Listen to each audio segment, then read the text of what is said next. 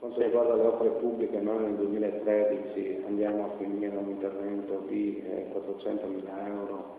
che in qualche modo abbiamo fatto un restyling dell'impianto sportivo e abbiamo per una parte per 100.000 euro, per 300.000 euro andiamo a fare dei nuovi loculi. Non vogliamo creare ulteriori aree edificabili, perché riteniamo che comuni piccoli come il nostro comunque abbiano una caratteristica di una non concentrazione abitativa e quindi puntiamo più sul che vengano recuperate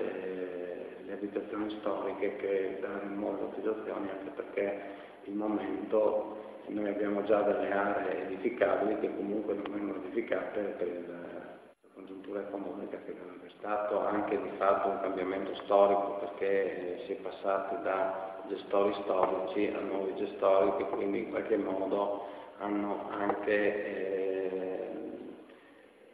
avuto una gestione un po' più moderna. E quindi nel nostro piccolo, per quanto riguarda le attività commerciali, che sono soprattutto attività commerciali di servizio alla cittadinanza, perché dall'edicola all'accelleria, quelle lì, nonostante gli ipermercati tengono ancora. E per quanto riguarda la nostra area